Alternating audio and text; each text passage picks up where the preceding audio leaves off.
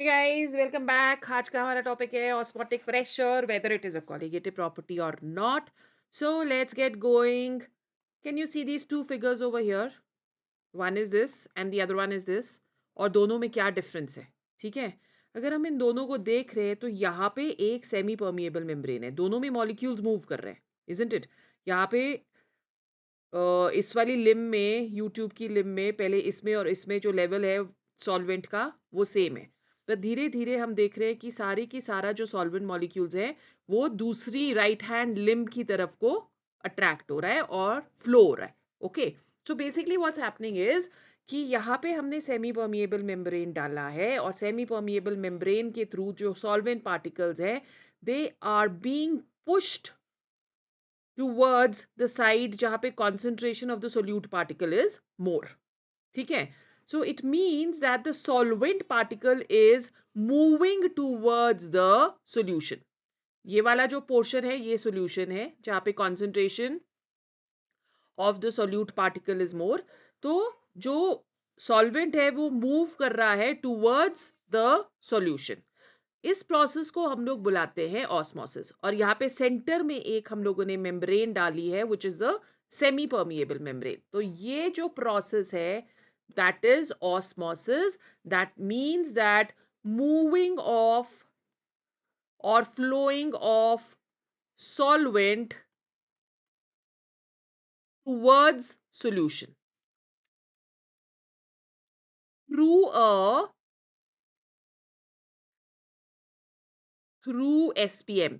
SPM क्या हो गया?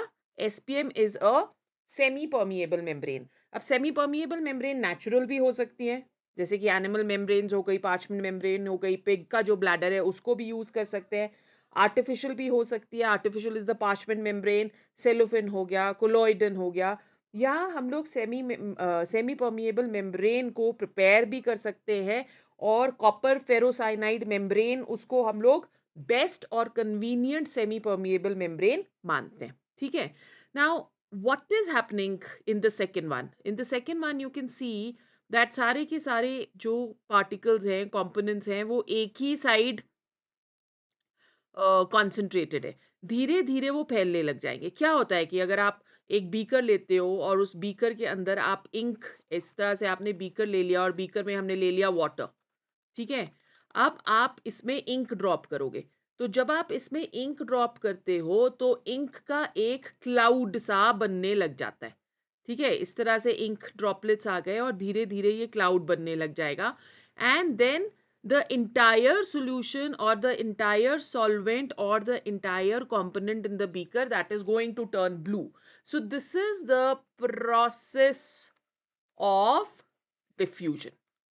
ओके, तो डिफ्यूजन में कोई भी सेमी परमिएबल मेम्ब्रेन नहीं है। ऑल्सो रिमेंबर कि डिफ्यूजन में दोनों सॉल्यूट और सॉल्वेंट पार्टिकल्स जो हैं both are going to move. So in case of diffusion both solute and solvent particles move, right? But when we are talking of osmosis, it is only the solvent particles which are going to move. So this is what is the difference between osmosis and diffusion. अब osmosis की theory में एक pressure exert होता है which is known as osmotic pressure. So what is osmotic pressure? जब हम लोग diffusion करते हैं ना, तो diffusion को हम लोग stop नहीं कर सकते, पर osmosis को हम लोग stop कर सकते हैं, राइट? ऑस्मोसिस को हम लोग स्टॉप कर सकते हैं। तो जो प्रेशर हम अप्लाई कर रहे हैं to stop the process of osmosis, उसको हम लोग क्या बुला रहे हैं? That is known as osmotic pressure, और इसको हम लोग डिनोट करते हैं with pi. So osmotic pressure क्या हो गया? इट इज द, अब आप देख रहे हो ना कि पी एटमॉस्फेयर दोनों साइड है, पर थोड़ा सा एक्स्ट्रा प्रेशर हम लोग लगा रहे हैं ताकि जो flow of the solvent molecules है वो ना हो, इस साइड को ना हो, तो हम एक एक्स्ट्रा प्रेशर लगा रहे हैं। तो ये जो पाई है इसको हम लोग बुलाते हैं ऑस्मोटिक प्रेशर। तो ऑस्मोटिक प्रेशर क्या हो गया? It is the hydrostatic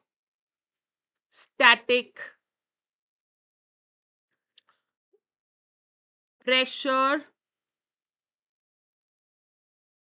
which is developed by the process of osmosis. ठीक है. सो हम लोग देखते हैं कि ऑस्मोटिक प्रेशर जो है ये एक मेजर ऑफ फोर्स है. Pi is a measure of force. ठीक है. जो प्रोड्यूस करता है ऑस्मोसिस, विच प्रोड्यूसेस ऑस्मोसिस. ठीक है. सो एक्स्ट्रा प्रेशर जिसको हम अप्लाई कर रहे हैं to a solution in order to stop the flow of the solvent into it through a semi permeable membrane which is a must for osmosis separating the two, उसको हम लोग बुला रहे हैं ऑस्मोटिक प्रेशर. तो बहुत सारी थ्योरी दी गई है फॉर डाइल्यूशन थ्योरी हम लोग बोलते हैं, या van't Hoff theory of dilution of solutions हम लोग बुलाते हैं, जो कि हमें ऑस्मोसिस के बारे में बताता है. बट सबसे important calculation of molar masses from osmotic pressure. Now over here whenever we are talking of osmotic pressure, तो osmotic pressure जो है pi, that is directly proportional to the concentration C. ठीक है. pi is directly proportional to the concentration C. अब C क्या हो गया? N by V. So इसका मतलब pi is directly proportional to N by V. ठीक है ना. So अब यहां पे सी के साथ एक और जो आइडेंटिटी या एक और क्वांटिटी जो पाए को इफेक्ट करती है, that is the temperature. So pi is directly proportional to C. Pi is directly proportional to N by V into T, और pi is equal to N by V R T, where r is what? R is the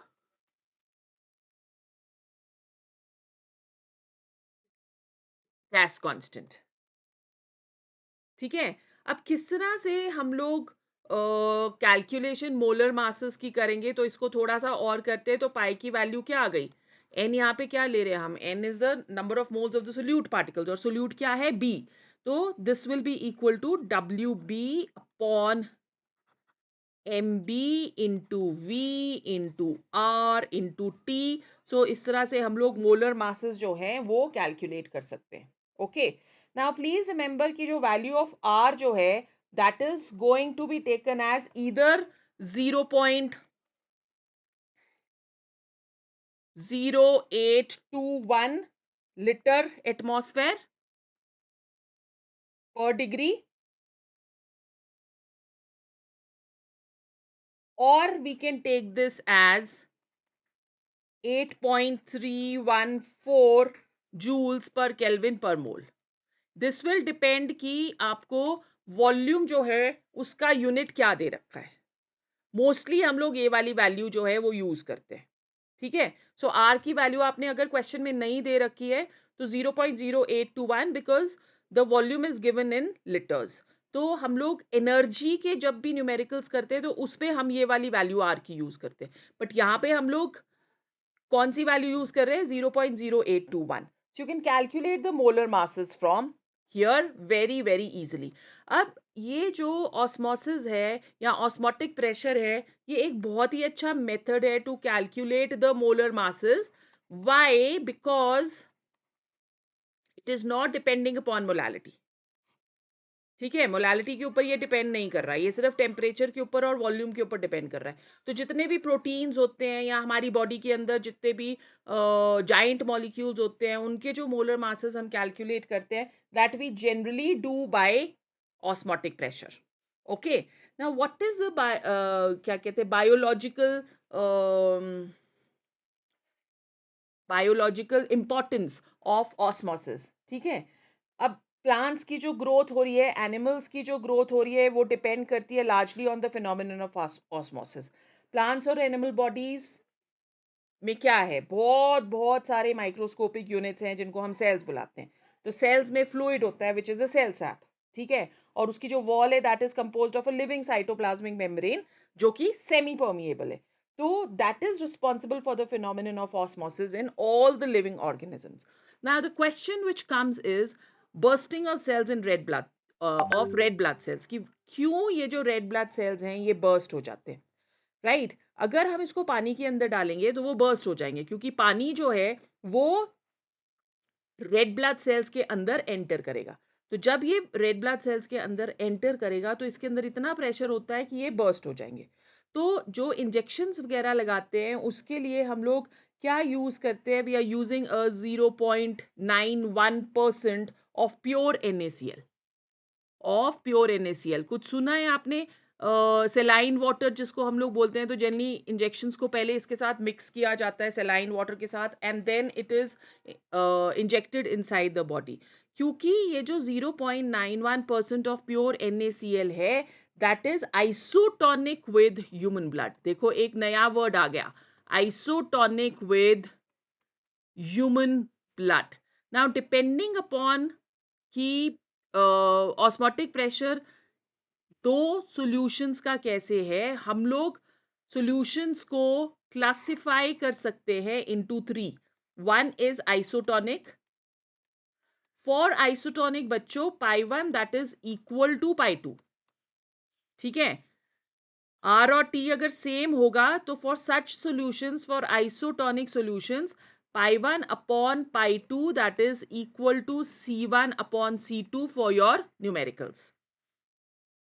right, C1 पता है आपको, volume भी अगर same हो गई तो इसका मतलब ये हो जाएगा क्या? अगर मोलर मास भी सेम है then this is going to be equal to W1 upon W2. Clear? Now second type of solutions which we have, they are the hypotonic solutions. Hypotonic solutions में जो पाई वन की value होती है that is less than pi two.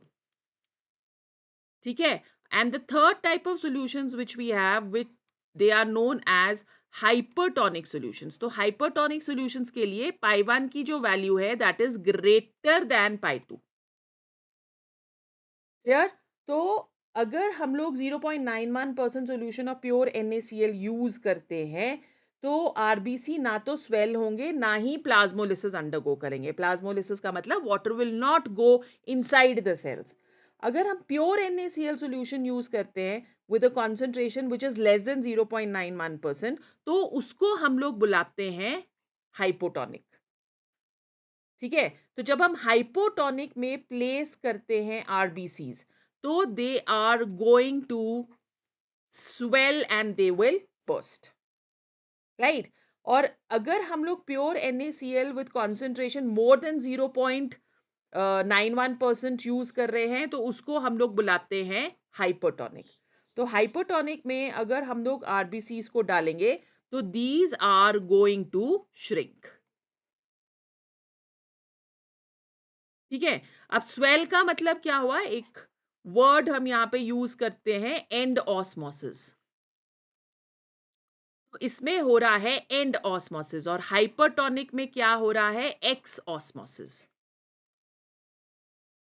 ठीक है, and osmosis का मतलब क्या हुआ? एंड, एंड अंदर, एक्स का मतलब बाहर. ठीक है, तो हाइपोटोनिक सॉल्यूशन में अगर हम डालेंगे तो एंड ऑस्मोसिस होगा, हाइपोटोनिक में अगर हम डालेंगे तो एक्स ऑस्मोसिस होगा. एंड ऑस्मोसिस में हमेशा बर्स्ट कर सकता है आरबीसी और एक्स ऑस्मोसिस में श्रिंक करता है.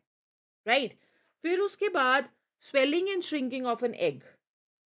When outer shell of an egg is removed, कैसे रिमूव करते हैं हम लोग? डाइल्यूट HCl में डालते हैं और वो रिमूव हो जाता है और उसको हम पानी में डालते हैं या वेरी डाइल्यूट सॉल्यूशन में डालते हैं.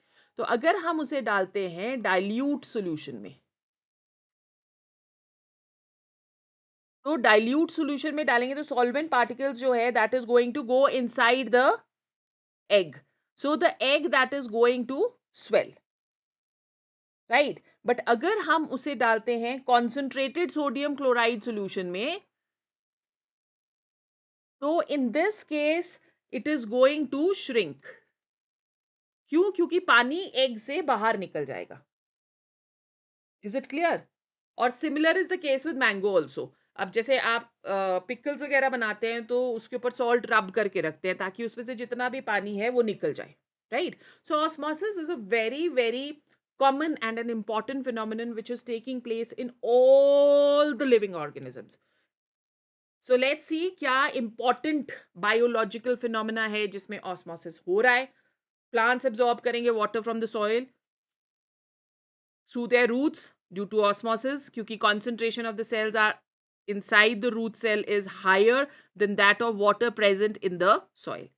Water assimilate हो जाता है by the plant, moves into the body of the plants and reaches even to the top of a tall tree due to osmosis. Animals में water move करता है into different parts of the body under the effect of process of osmosis.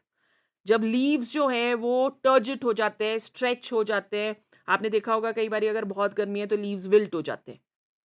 That is because उनको पानी नहीं मिला है. ठीक है. So stretching of leaves and flowers, crisp flowers जो होते हैं, that is also controlled by osmosis. तो ऑस्मोसिस बेसिकली हेल्प करता है in rapid growth of plants and it will also help in germination of seeds. So this is all about today's class, guys. In our next class, we are going to finish this chapter. Venta factor हम लोग करने वाले हैं और उसके बाद हम करने वाले हैं questions की marathon, जिसके लिए I am sure you all are ready. I shall see you in my next class. Till that time, keep revising.